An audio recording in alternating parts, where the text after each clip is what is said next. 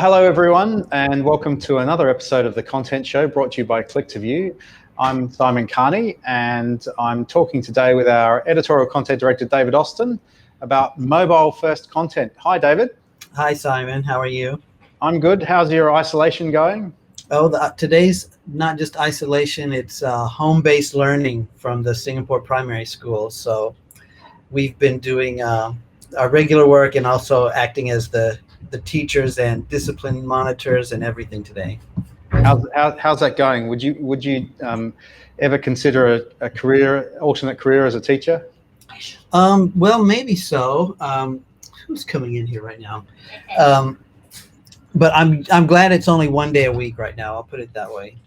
Yeah, well, some of our other colleagues in Australia are having to do it full time now, so I think it's a bit of a challenge for everyone.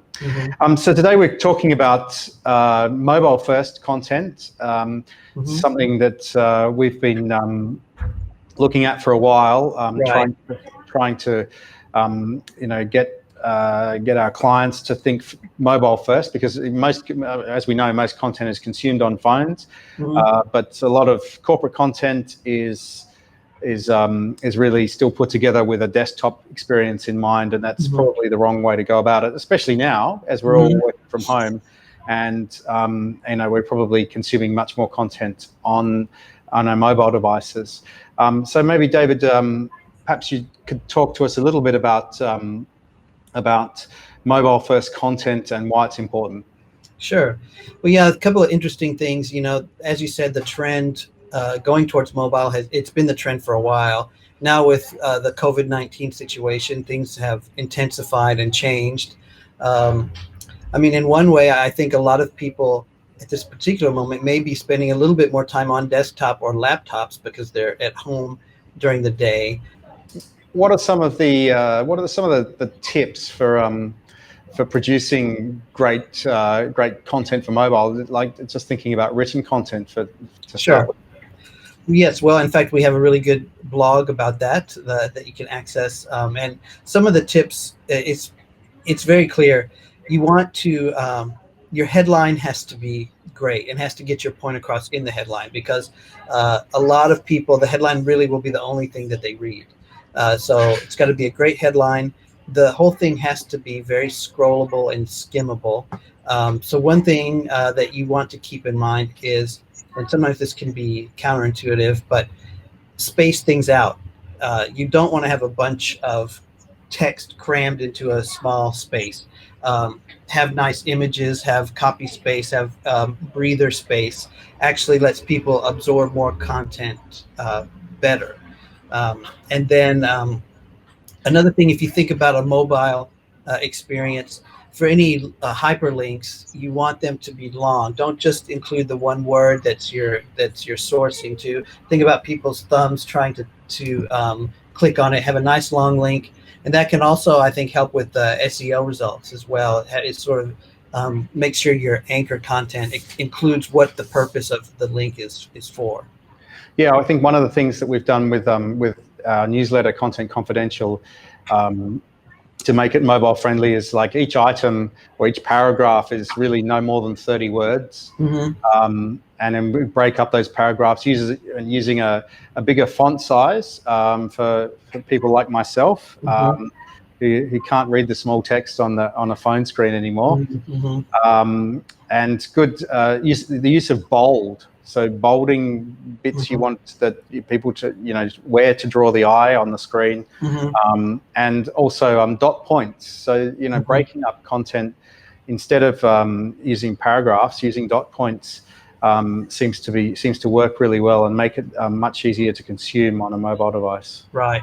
And Simon, I know you're a big fan of Axios. I think you're one of their super fans, and I see you were able to finally promote your favorite site in this week's Content Confidential.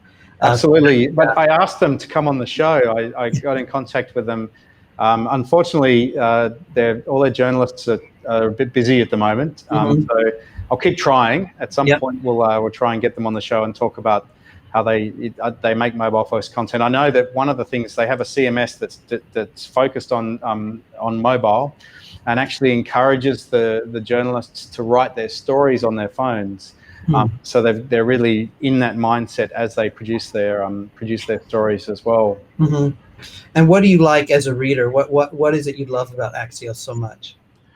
It's really to the point, and it's a little bit old-fashioned news as well. They just like, it's just the facts, and it's easy to consume. And the other thing I really like is that they have lots of links. So this is something that I've been banging on about forever, is like with the internet today, and our attention spans are constantly tugged and pulled this way and that. You want to be able to absorb just as much as you need, but have the option of absorbing more. And so they have lots of links to more detailed content should you want to go down that path. So you might get an email, and they break them up into like 8 things or 6 things or 10 things in each newsletter that they do, for instance. But at the bottom of each item, you want to read more, there's always a link to a much more in-depth article. So you can have a look, and also they also link to in some cases the source documents and the original content. And it's not much opinion, just getting the news, and very quick to absorb.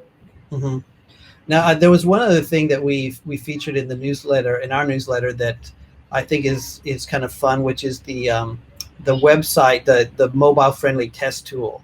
And like I said, my heart skipped a beat when I put our website in there. I was hoping that we had optimized our own website for mobile friendly, and we passed, thank goodness. But I thought that is a really good opportunity now in these times where people may be wondering what's next. That might be a good opportunity to reach out to some clients, say either, hey, I placed your URL into this mobile friendly test tool, and it passed, it looks great, good job, or it didn't pass, and maybe that's an opportunity to find some work to collaborate on.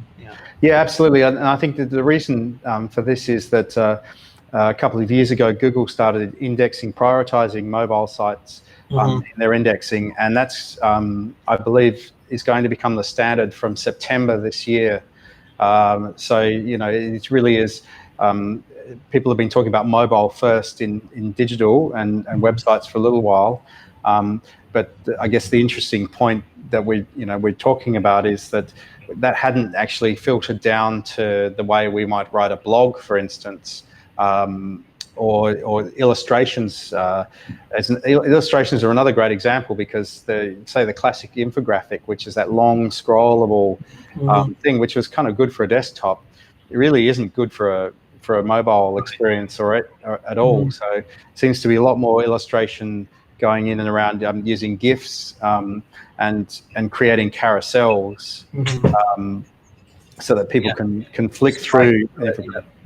Absolutely. All right, David. Well, thank you very much for joining us. Thanks, Simon. I hope you continue to enjoy your ISO, as we Australians call it. Okay, ISO, and I'll stay away from the Rona. Fantastic. Okay. Cheers. Thank you. Bye. Bye-bye.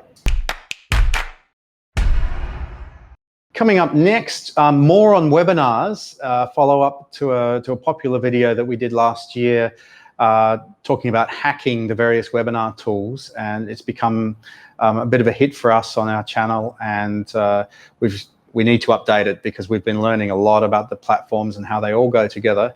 So we'll be watching that next with our senior producer, Alex Chua. Hi everyone. Back in October, we did a video about a shoot we did where we hacked a Zoom call with a multicam shoot, and we did this in Hong Kong, and a whole bunch of people dialed in from Vietnam, Indonesia, Singapore, Thailand, Indonesia. And it was a bit of fun. Got a few hundred views. Since then, with COVID-19, it's kind of taken off because there's a lot of interest in hacking a Zoom call and using it for a webinar platform and using multicam shoots. So we thought we'd better update. And I'm here with Alex, who basically is the hacker. And just wanted to say, because we've been researching since, and maybe Alex, if you could tell us what you've learned since doing that job in October, and what are some of the new innovations that we're seeing as everyone is so interested in webinars these days? Sure, thanks, Simon. So basically, the option of actually hacking a Zoom conference call or even a Google Hangout or any dial-in platforms for that matter is actually not uncommon. It has been happening, especially during events. So when we go to a live event, for example, we see the huge LED screens. We essentially have multiple cameras. One is shooting the audience, another one is shooting the speakers up close, or even a fireside chat where there are like multiple speakers at one go. Essentially, there is this live switcher where we can fit in multiple cameras, and then you can actually just live these multiple angles into the screen as you please. So essentially that has been happening for all the commercial jobs coming out from that background. I'm quite familiar with what is going on there. But in terms of the consumer ready devices, at that point in time, there wasn't that much. So right now, as a form of update, as of what we presented the last time, we used Switcher Studio and what was Blackmagic Ultra? Blackmagic Ultra Mini Recorder. Yeah, so Ultra Studio Mini Recorder. And so we used that to basically create the webcam signal that went into one of the machines that then hooked into the Zoom. But we've learned a lot since. So for instance, if you look at what we're doing here, we've switched from the Ultra Studio to a Blackmagic ATEM Mini that just basically provides a cleaner signal, and it's a much less trouble-prone webcam signal. So this, as what Simon has mentioned, this ATEM mini kind of switcher essentially is what people in production uses to switch between the live cameras in a production setting. So that is one way, but this is just a scaled down version and an easier and more friendly to use device right now that's in the market. So there are tons of similar devices out there, but the one that is an alternative solution to what we have mentioned in terms of the Blackmagic device, which we use for the Mini Studio Recorder, is basically this other device called a CamLink. So basically, the logic behind this is that in a computer itself, when there is a graphics card, you can output visuals to a monitor. So that's why the graphics card actually reads what's going on, and it processes the visual and the image for an output. But to do an input, essentially, that's why you need to have a camera function, a recording function. So that's how web cameras come about. So that the web cameras is recording you and as a speaker, and is coming in as a web camera visual source. So to hack it, I would say that what we are doing essentially is to allow the computer to recognize a web camera source. And to do that, most commercial cameras out there does have a preview output, but we need a recorder to actually let the computer recognize that it is actually an incoming video source. So that's how we are doing it. So as Simon has mentioned, the Blackmagic ATEM Mini essentially is a switcher for multiple cameras. It just acts as a switcher, like now we want camera 1, and then 3, and then 4, for example. And it still has to go through a recorder device to let the computer know that you're actually recording a visual from these sources. I see. And what are some of because there isn't just Zoom now, we've looked at a lot of different platforms. What are some of the different platforms that we're starting to use with our clients? Yeah, so every day is a new discovery. You know, we have things like Streamyard, which we just discovered yesterday night.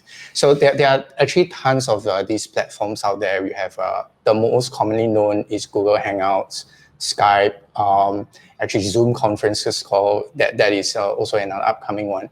And we do have a lot of others.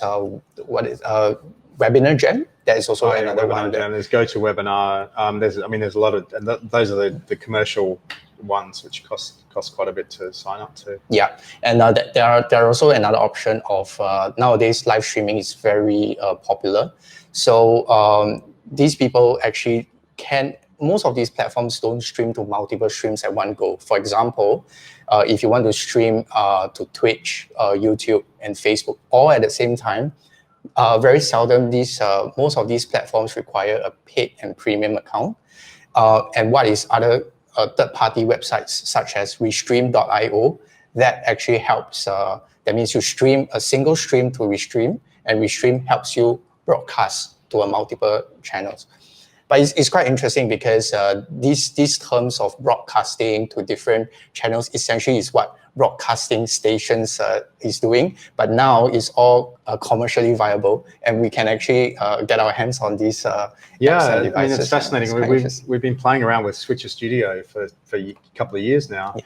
And you can sort of see the potential of what's going on, just having a tiny studio, in your office like this, for instance.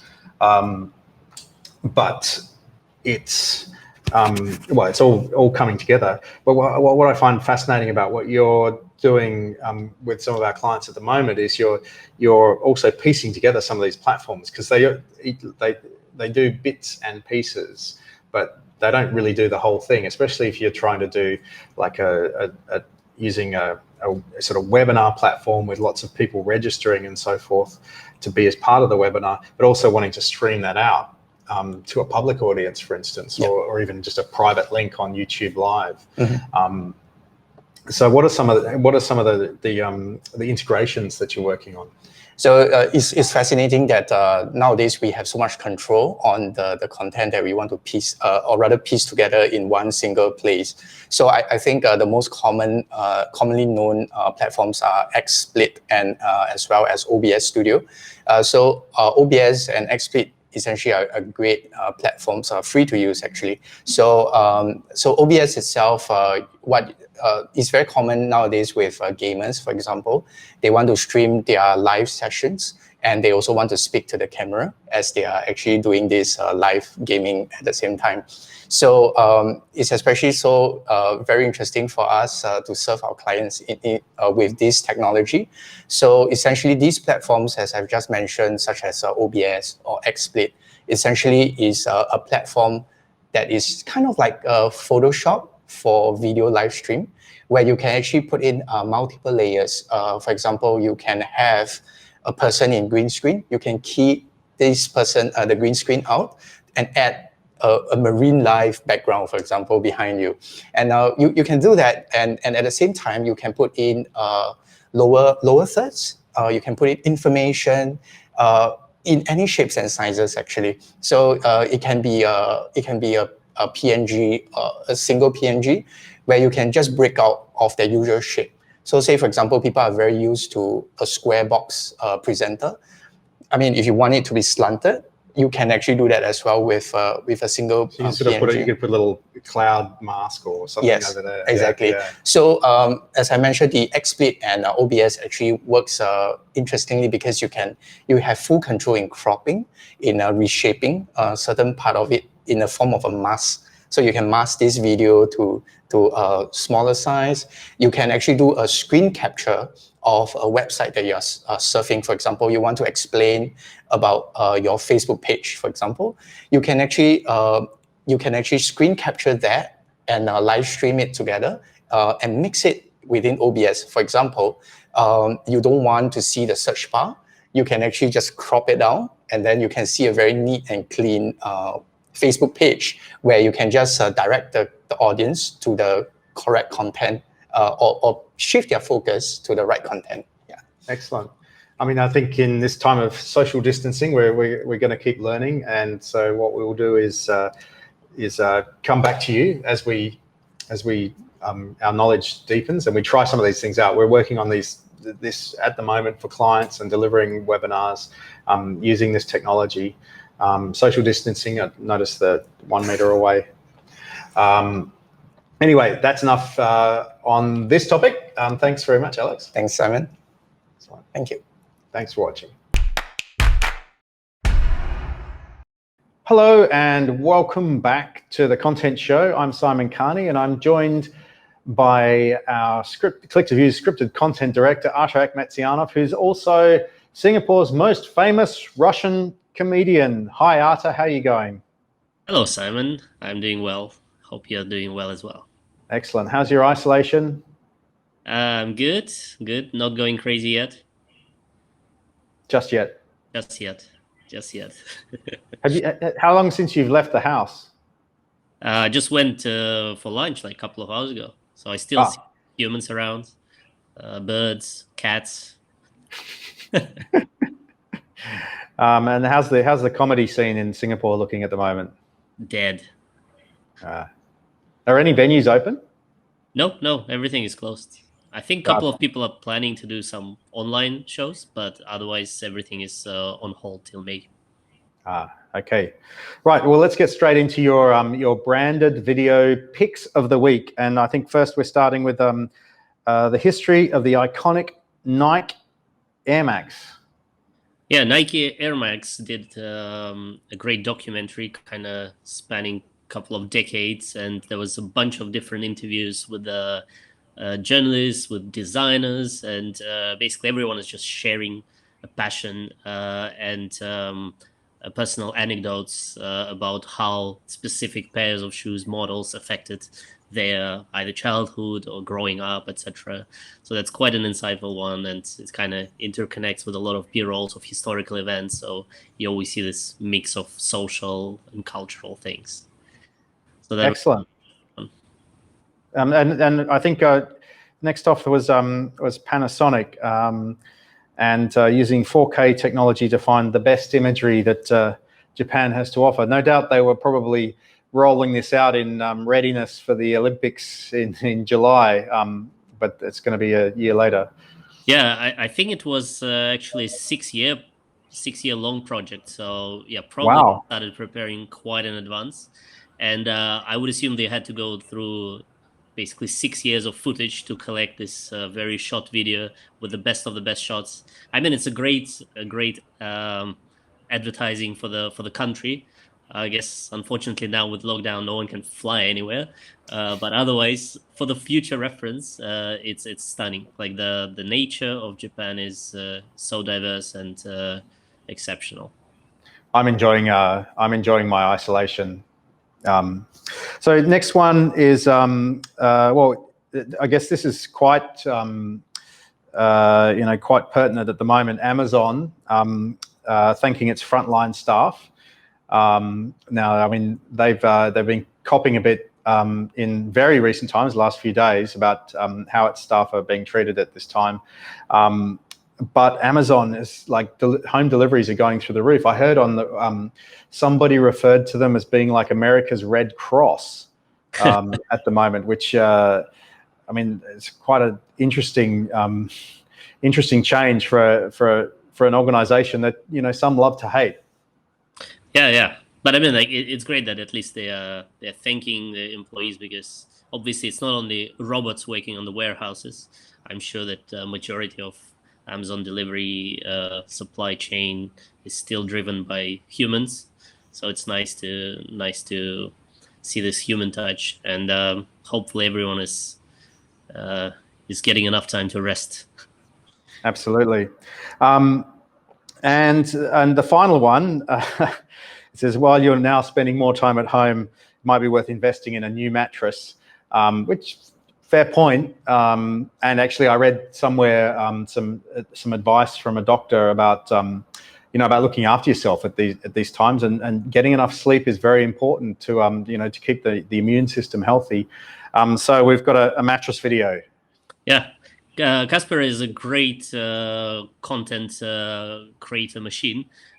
They publish a lot of funny small ads, but this one is a bit more behind the scenes with their R&D department. And basically, these guys have a dream job, so they leave their waking hours to develop better sleep for people. So they test all these mattresses, all the different features, and try to make it scientifically prove that it actually improves your health.